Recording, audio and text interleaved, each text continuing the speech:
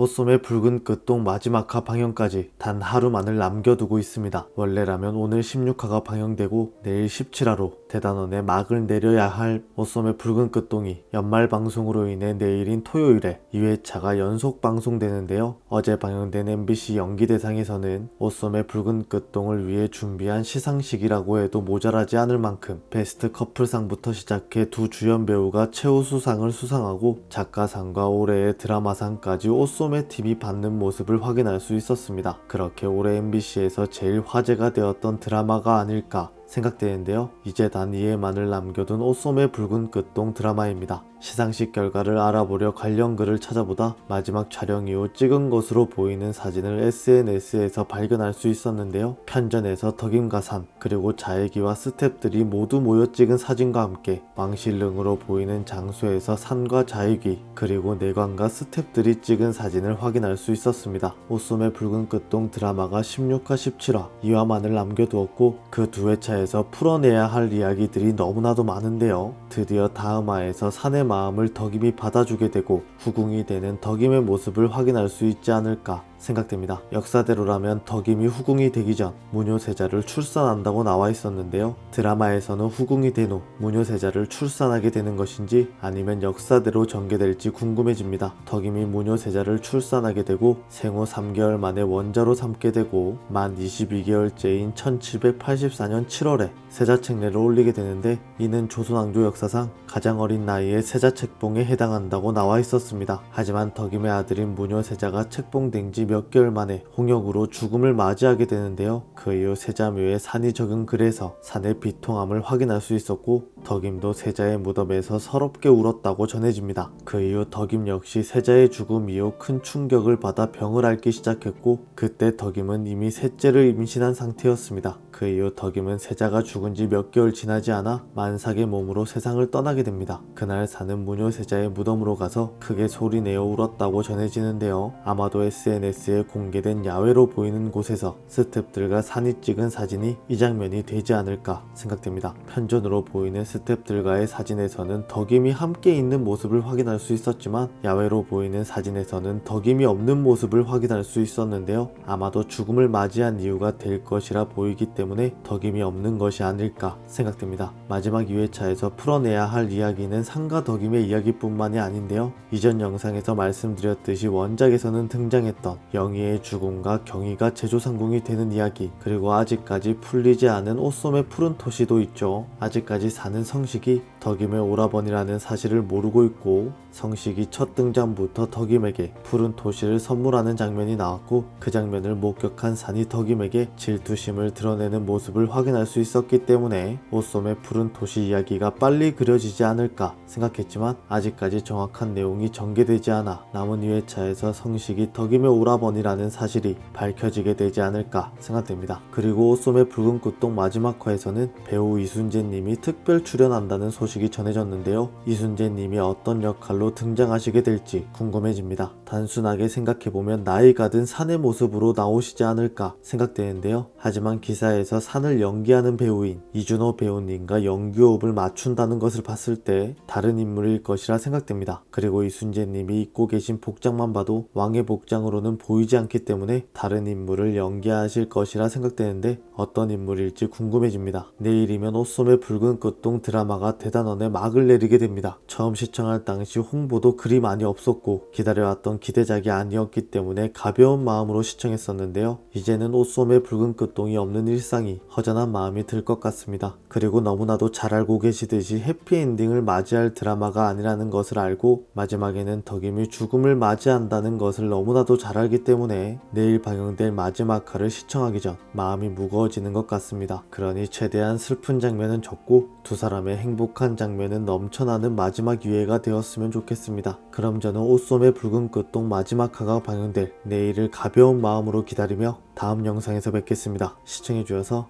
감사합니다.